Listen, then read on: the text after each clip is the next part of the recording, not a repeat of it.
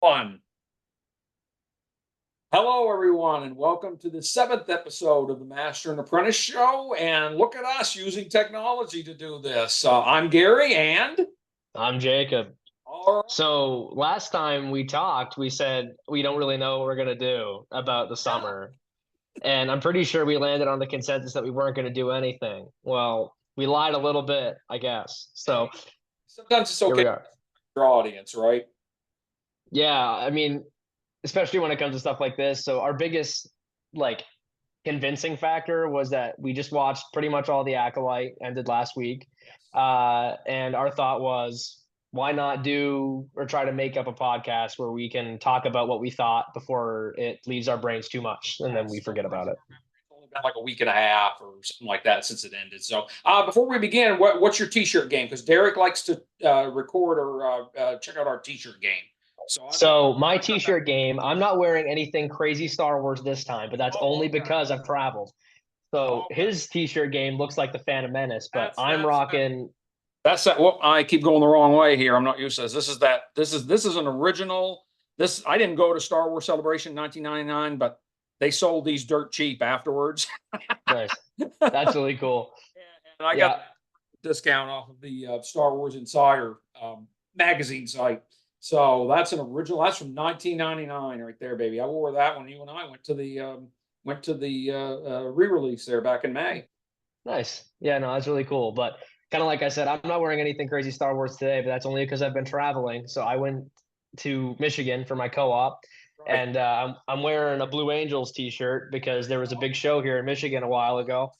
So that's my t-shirt game, bringing a little culture into this show, something that's a little different than Star Wars all the time. But I was going to say you were in an undisclosed location, but you said you're in Michigan, so I might as well tell everybody I'm in Maine. And when Loring Air Force Base was open, my dad worked at Loring Air Force Base, and we went to see the USAF Thunderbirds one time. We went on. mm, That was a heck of a show. Let me tell you, I like oh those. yeah, so I figured I'd bring a little bit of something like that to the show, especially with for me, my biggest part of Star Wars that I do like sometimes is those space battles. So being able to see like cool real fighter jets and stuff like that really brings me back to some of those cool scenes like that. So bringing something like that to the show, I thought that was kind of neat. So Well, there's that. I know you didn't watch Resistance, but in Resistance, those pilots that protect the station there, the Colossus, Mhm. they're kind of, I mean, they race, but they're kind of like stunt pilots too, in a way. Yeah. So, Yeah. so there you go. So something else that was taken from real life that Star Wars used. Exactly. So always something to learn by doing stuff like Always that. something to learn. That's right. Oh, so, we're going to talk about the Acolyte. As always, I just love our format. I love having you kick things off, and then I Mhm. usually throw in something stupid.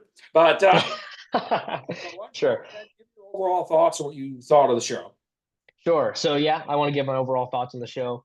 I thought that the show brought some really interesting takes to stuff that we hadn't really seen before. One of the biggest things that Star Wars has been trying to do recently, or at least what Disney's been saying, is that they're trying to get a little bit out of the stuff of the Skywalker saga, of the core nine films that we've seen so far. And the Acolyte isn't terribly far away, but it's 100 years before the Phantom Menace, so it's enough of a jump for me, and it allows us to see something that is completely different for me because I haven't really done a lot of readings with the comics or Legends material or learning about all that stuff. I'm not so big into that necessarily. I do like learning about it, but I haven't done much research myself. But so what stuff like this does is it allows me to see some of the things that I've never seen before and hear about characters or events that I've never really seen, and it pushes me to learn more about them. So I like to do a lot of my own research after these episodes come out and figure out more about things I didn't know, like characters like Vanestra, who I had no idea even existed before this show, and now I know who she is and some of her lore and how she fits into this whole thing. But really, I like the show because it connects what everybody's super excited about when it comes to Legends material, but also connects it to what everybody loves in the prequels. And I think it did a really good job of incorporating multiple Star Wars elements into this show from both the prequels, sorry, from all of the prequels, the sequels, the originals, everything like that have been there's elements in all, from all of them in this show, and I think it did a really good job of being true to Star Wars, really. So yeah. I think the Acolyte has done the best job out of all of them in just these 8 episodes. I don't know if we're getting a second season or not, but just what we've seen so far, uh, like you said, bringing in elements from not just the prequel trilogy, which it's time wise, it's the closest to, but Mhm. the original trilogy and the sequel trilogy too. There were all kinds of obviously connections to the prequel trilogy. Leslie Headland, is a huge prequel fan. Mhm. Yeah. There were things in there like Saul's speech to the little kids that Mhm. your eyes can deceive you. Don't trust. I mean, that's direct Yeah. from Obi-Wan Kenobi telling Luke that when he's training him, on they are traveling to Alderaan. Mhm. It's not there anymore. But and Yeah, unfortunately. yeah, and I enjoyed the fact that and we've talked about the sequel trilogy. We've talked about our problems with it, but as I've said multiple times, I've enjoyed them well enough, Mhm. and I enjoyed seeing some of the connections there, like Chimere's helmet, for instance. So much so to the point that a lot of fans start calling him Smilo Ren.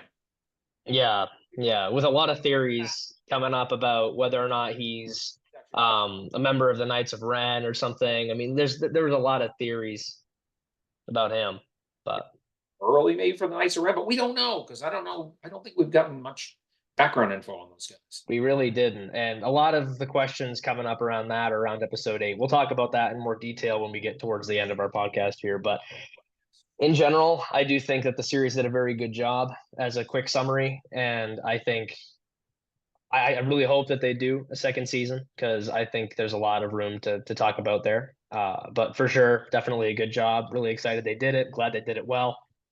Yeah, and the choreography, really good. I was brought back to the prequels with some of the sword fights and stuff that we had here. It was really good. It wasn't just lightsaber swinging. It was, incorporating martial arts into it and, showing unique force abilities that show masters like Saul being as skilled as he is and all that. So I do think that the choreography was done very well as well. Oh, absolutely, and not just saber fights, but the just the fight fights, if you want to call them. Mm, mm, And one of the things I mentioned to you offline, some of our we had weekly discussions. Jacob and I did while the show was on. Um, the Jedi Knights are still not. I mean, igniting that lightsaber isn't their first response to everything, is it? No, it's not. I mean, because what we see when we come to the prequels with the Clone Wars, all the Jedi become not so much keepers of the peace, but they become warriors, and that's like the whole reason that they eventually, hit their demise at some point is they lost their inner peace and their desire to resolve conflicts without using a lightsaber. And that goes away when we get to the Clone Wars. But here, we can still see some conflicted behavior when it comes to whether or not they even want to ignite their saber in the first place. So I think that's a cool change. Yep. Yep. Absolutely. Absolutely. Yeah. I enjoyed that part of it. So you want to dive in maybe into specific, maybe not specific episodes, but and we don't have to go necessarily in chronological order either. But Mhm. you want to talk about specific moments that you enjoyed, and I'll let you go. Sure. Yeah. I think one of the things that really got me into the show in the first place was its branding as a mystery thriller, kind of. That was the whole point. It was like almost a detective one. And the first episode did a really good job of making me wonder what's really going on here because it made it look like May and Osha didn't like they weren't sisters because we didn't know that they were different. Like we thought that it was the same person doing the same thing, and we were like, how is Osha not guilty for the stuff that she's clearly she's just did it. She's just hiding away. Well, that wasn't her. But that first episode, like it pranked us real good because we thought for sure that it was her doing that and then she ran away. But it wasn't the whole time. There was really like an identical twin situation going on here, which we find out isn't necessarily the case later on. But I thought that was really cool because it made me second guess like literally every thought I had about the initial like episode of this series, making me think that somebody was just harboring a traitor when in reality she wasn't the problem in the first place. So Yep. yeah, Yep. yeah. I Yep. thought it was also really cool to see the Trade Federation still Yes, I almost from forgot. Yep. yeah, yeah, because they were not they needed a mechanic, so they put Oja on that. But I thought it was really cool to see the Trade Federation now before they make their like official debut in the Phantom Menace. So that was really cool. Yeah, and then when the Jedi Knights showed up to question May or Mhm. sorry, OSHA. See, even I get them mixed up. Yeah. Thank God I never had kids. Thank God I never had identical twins on top of that. But Yeah, exactly. But never be able to figure them out. But when the Jedi showed up to question OSHA, the Trade Federation, they're still like, oh my God, what are they doing here? yeah, and they feel the same way 100 years later. So, some things never really change. So, no, but I thought that was a really cool introduction to see in the first episode of this series too. So that was really neat. Yeah, But right off the bat, this was made by a prequel fan. When you see the Trade oh, exactly. scene, it's like, oh yeah, there we go. hmm Finally. Yep, without fail. So no, I thought that was really cool, and we got introduced to, um, I believe Jackie. No, not Jackie. It wasn't Jackie on that ship. It was Yorg's Padawan, which we Oh, never yeah, did. Did we ever see her again? no, we never Actually, saw her again. We don't know what happened. yeah. But either way, we got introduced to Yord, and I'm sure most people watching this would know that there was a big Yord horde event going Yes. on, that Yeah, everybody got super attached to Yord during this entire series, which I thought was stickers and everything, I guess. yeah, yeah, and they had like memorial candles and stuff like that after he met his demise, unfortunately. I was watching Star Wars Explains show that it was their after show following that. Was it the fifth episode where he died?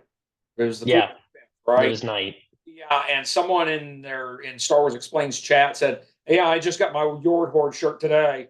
It was hmm that episode airing. Exactly. Yeah, yeah. Initially, I wasn't sure what to think of him because he gave me really like arrogant vibes. Like he was a Jedi, but he was one that felt like he knew everything, kind of. So I didn't really know what to feel.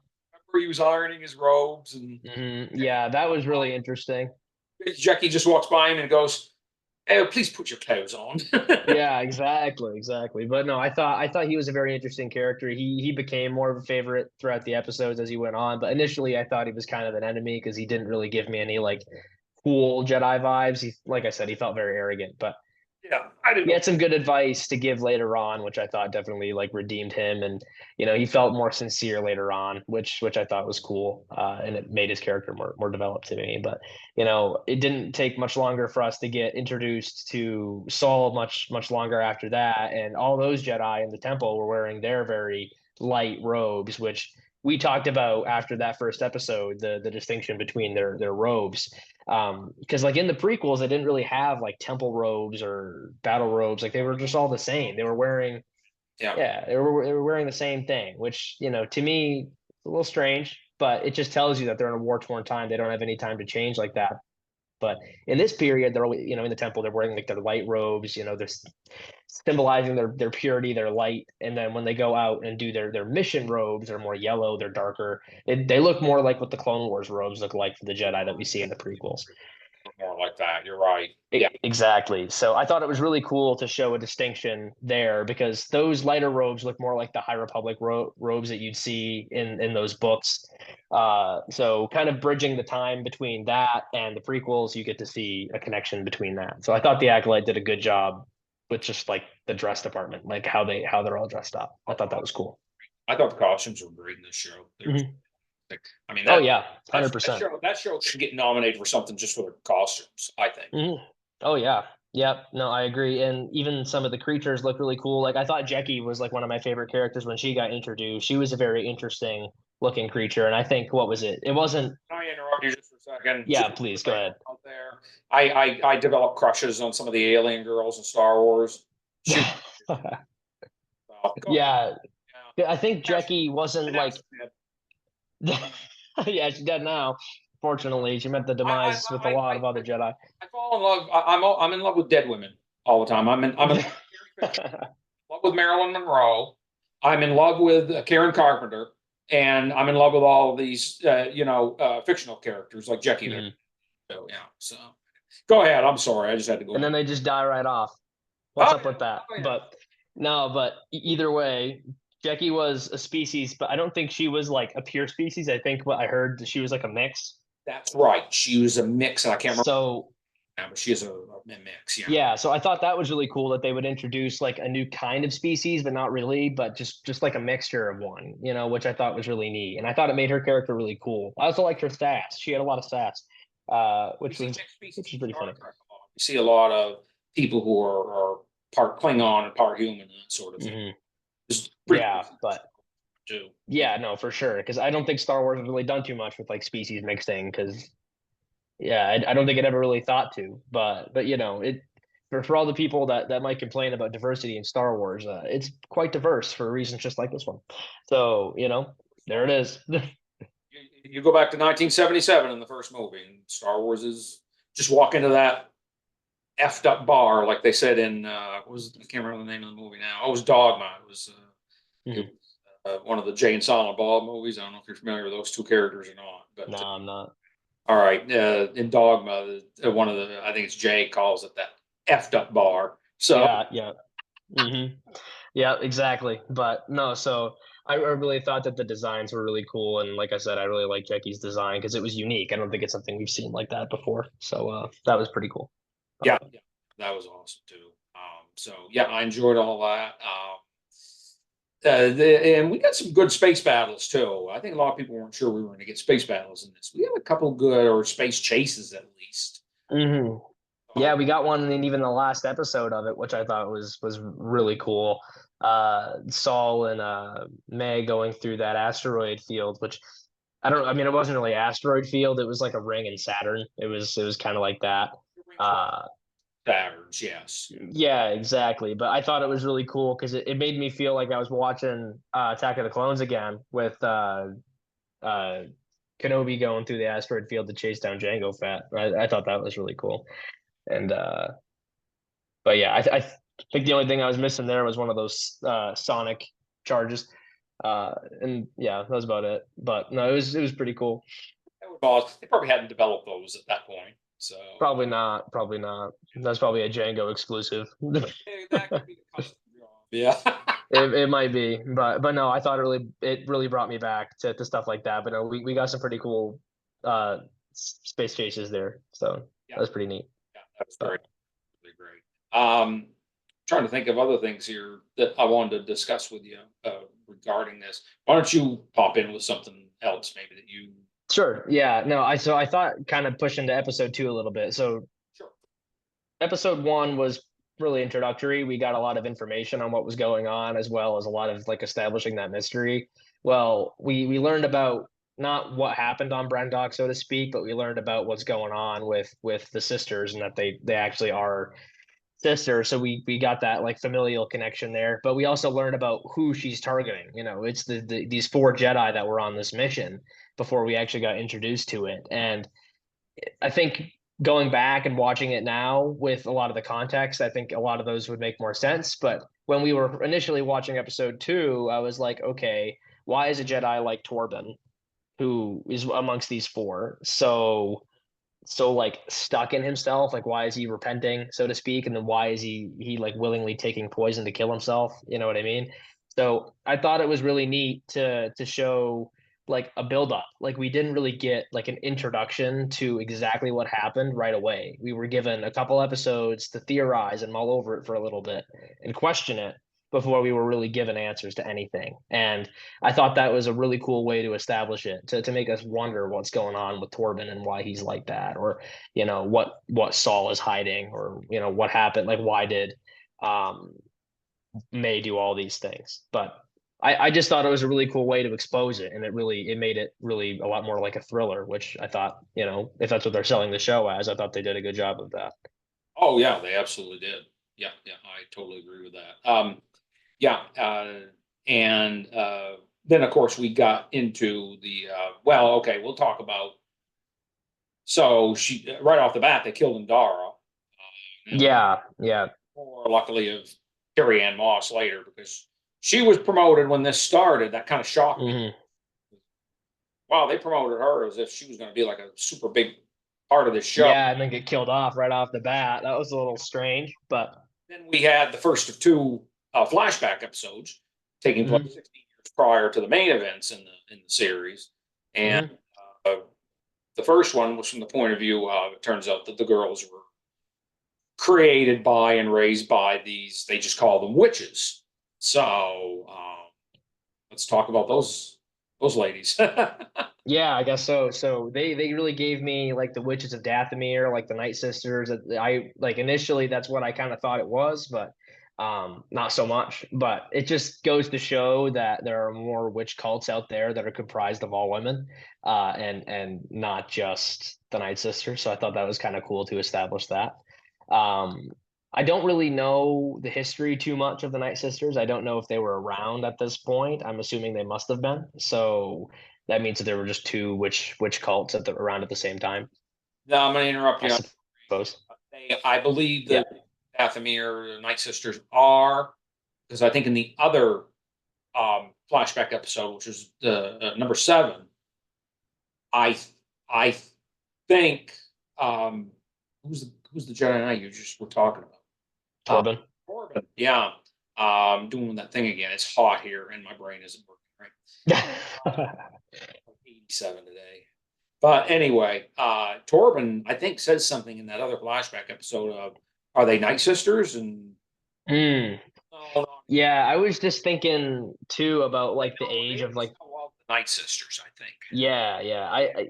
I think my biggest evidence to it was that like just thinking about the age of the grandmother in the Night Sisters, how old she is. I mean, I can almost guarantee you she was around at this point, or something like that. Oh, she had to, So there was one in that covenant. There was one in that covenant on Brendok that was that was pretty old too. So it seems like even though they're pretty separate from each other, they're both pretty cultish and, once again, a tribe of just all women. So I thought it was pretty cool that that was the case. yeah. Uh, interesting. Yeah, you're seeing the same thing I am, aren't you? Yeah. We've got like 9 minutes because I don't have Pro. All right. That's interesting. What we could do is splice them together, Could do that. Yeah. edit them together. That's not too hard. Yeah. Maybe I could But figure out a way to edit them together, or I could just upload it as part 1, part 2. yeah, we'll see. Either way, a slight hiccup in the production, Oh, but here it is. This is what we kind of expected. We've got about 9.5 minutes left, so let's keep going, and then we'll start a new one. Yep, that sounds good to me. But so either way, I thought they were really cool, and they had a really cool perception of the force because they had that perception of the thread, which I thought was really interesting. So Yes. yeah, it made them distinct from the Night Sisters because the Night Sisters know that what they do is practice like magic. Like that's not like the Force. Like they are just like users of magic and the green and all that and pretty cool. But they're the perception of this covenant is that Force is like a thread. So I thought it was kind of cool to hear a different explanation, and it really rings the bell of like this is what cults do in the real world too. Like if they're not super knowledgeable or not hearing different opinions about things, they're going to form these more closed-minded opinions on certain objects or subjects and find themselves maybe misinterpreting it because they don't have an outside source to challenge them or to say something that would make their opinions change. So their vision of the Force is unlike the Jedi or the Sith, and I mean even they differ, but their perception is like the force is like a push and a pull. Like you push some, you pull a little, and the force is it's like a game of tug of war almost is what their perception was, which I thought was really neat. The Jedi would disagree, and so would the Sith, but the Sith also disagree with the Jedi. So it's just showing a different perception on how the force is perceived, which I thought was a really cool way to do it. And I think it's a really cool way to show that a force cult out there exists and it's not just repeating the same jargon that the Jedi know. They're trying to say something else, which I think is also why characters like Saul look at them and are like, whoa, what are you doing? You have a different perception on what we believe. So should you really be around? And I think that's where he forms his grand plan, his grand mission of, oh, well, these children aren't safe because they're not being taught the things that I know. So even the Jedi are a little cultish because they don't want to learn either. So they don't want to share their ideas.